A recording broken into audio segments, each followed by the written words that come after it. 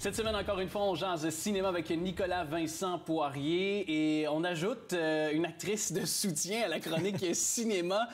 Ça pourrait devenir notre mascotte, mon cher Nicolas. C'est ta chienne, ça? Oui, tout à fait. Elle s'appelle Amy, mais par contre, je ne sais pas si elle ferait une bonne mascotte parce que là, elle est là, puis elle peut peut-être se sauver bientôt. Peut-être. En tout cas, d'ores et déjà, on sait que peut-être pendant l'entrevue, on va peut-être la perdre quelque part dans le studio. Alors, on n'est pas en contrôle de la situation pleinement.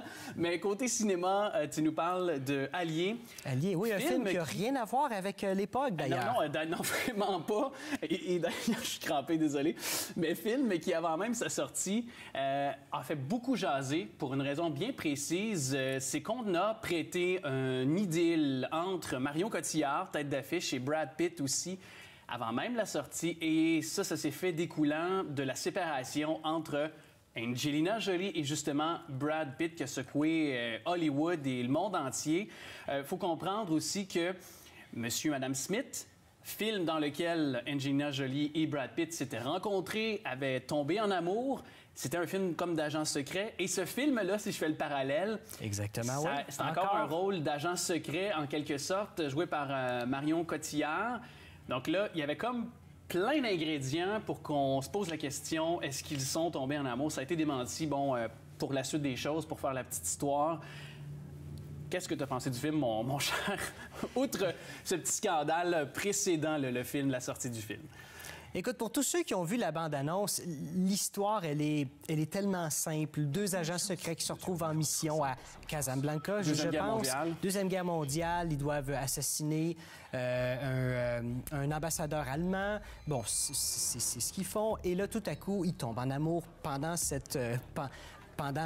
temps-là. C'est ça. Histoire classique. Et bon, ils se marient, ils vont vivre à Londres encore pendant la Deuxième Guerre et ils ont un enfant ensemble. Et là, tout à coup, le personnage de Brad Pitt se fait appeler pour se faire dire qu'il y a des grandes possibilités que ta femme soit, dans le fond, une espionne allemande. Et si c'est le cas, bien, si on découvre que c'est ça, bien, il va falloir que tu la tues toi-même. Bien, c'est ça, parce qu'elle trahit finalement son propre pays. Là, donc. C'est ça. Et dans le fond, la seule, je peux dire, intrigue du film, c'est vraiment ça. Est-ce que le personnage qu'interprète Marion Cotillard, est-ce qu'elle est une espionne allemande ou pas? C'est vraiment ça. Et c'est quand même un film assez long. C'est quand même 2 heures. J'ai trouvé ça un petit peu trop long pour ce que c'était. On la perdre. Oui. Elle a une courte période d'attention. C'est ça, l'attention. Alors, moi, j'en ai toujours envers toi. Là, continue donc. Alors, c'est ça. Le problème avec ce film-là, c'est très bien réalisé. C'est Robert Zemeckis qui l'a fait. C'est celui qui a fait Back to the Future, Forrest Gump, Roger Rabbit.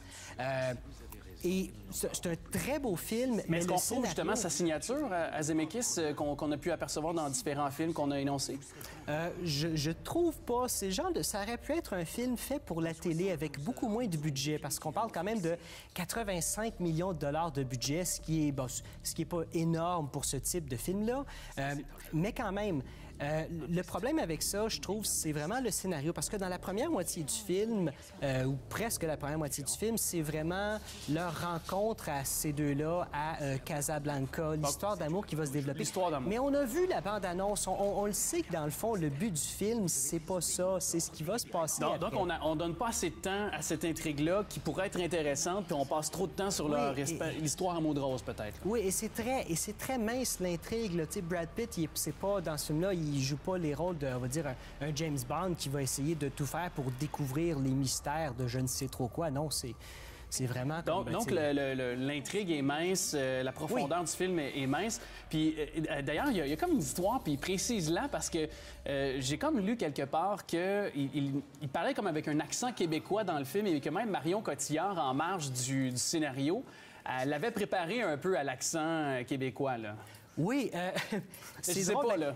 Dans le film, Brad Pitt joue le rôle d'un Canadien de l'Ontario.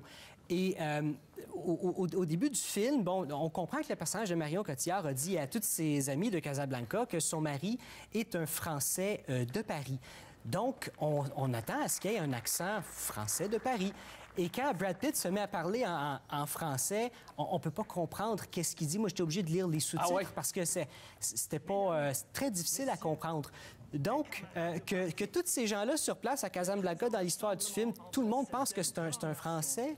Mais non, ça n'a aucun sens. C'est comme penser que son personnage était italien dans Inglourious Basterds. Ouais. Quand il est au cinéma, il essaye de parler italien et puis ça marche. Mais est-ce que... parce que moi, ce que j'aime quand même de ce genre de film-là, quand il peut s'agir de Il faut sauver le soldat Ryan, qu'on a pu voir au cours des dernières années, puis Pearl Harbor aussi, qui était un film tellement à l'eau de rose, mais au moins, il y avait un côté historique dans les faits. T'sais, quand ça porte sur la Deuxième Guerre mondiale, on veut avoir quand même un peu de substance avec des faits historiques, ou voir des personnages qui ont bel et bien existé, qui ont peut-être changé un peu le cours de cette guerre-là. Donc, il n'y a pas vraiment de trucs de ce côté-là. Oui, il y en a. Okay. Et c'est ce qui est spécial. Le scénariste, Stephen Knight, oui, c'est ça. Alors, lui, semblerait-il que c'est basé sur une histoire vécue qu'on lui aurait racontée quand il était au début de la vingtaine. Donc, d'où est-ce que ça vient, cette histoire-là? Je ne le sais pas, mais en entrevue, c'est ce qu'il a dit. Et c'est quand même assez étonnant que Stephen Knight ait fait je ne veux pas dire un mauvais scénario, mais c'est très ordinaire. Tu sais, c'est le genre de film fait pour la télé qu'on aurait pu voir parce qu'il a fait des films super bons, ce gars-là. Locke avec Tom Hardy, que tu as peut-être déjà vu. Oui, c'est ça. Puis, donc, c'est pas le film nécessairement de la filmographie de Brad Pitt ou de Marion Cotillard qui va rester dans les annales, finalement. Mais au moins, est-ce qu'il y a une chimie? Est-ce que l'histoire d'amour, on y croit? Est-ce qu'au moins, il y a une synergie entre les deux? Au moins, quelque chose de positif? Oui, la synergie est là. Les acteurs sont bons. Visuellement, c'est super bon, mais c'est le problème de beaucoup de films. Avec un énorme budget visuellement, tout est joli, tout est parfait. Mais le scénario, c'est le gros problème. Et d'ailleurs, il a commencé au numéro 4 au box-office. Ça indique déjà une tangente. Donc, est-ce que ça défait un peu le mythe que quand tu as des acteurs de premier plan ou très connus, ça attire plus de monde au cinéma? Pas nécessairement, parce qu'on vient de le dire, 4e position pour sa première semaine au box-office nord-américain. Et en plus, c'est Brad Pitt, Marion Cotillard, ce sont des vedettes mondiales. Il y a une raison pour expliquer ça, c'est que le film est coté R aux États-Unis, donc 17 ans et plus, 13 ans et plus ici. Donc, c'est ça le problème. Si on regarde les 3 premiers au box-office, il y a le film que j'ai pas été capable de prononcer tantôt, Moana, c'est ça? Oui, Moana. Fantastic Beasts, Doctor Strange, des films pour toute la famille. Puis ça, je l'ai déjà dit dans d'autres chroniques. Oui.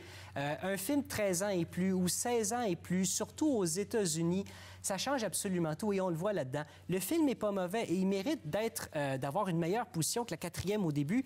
Mais bon, il est coté R, donc... Ça empêche un peu de faire de meilleurs chiffres.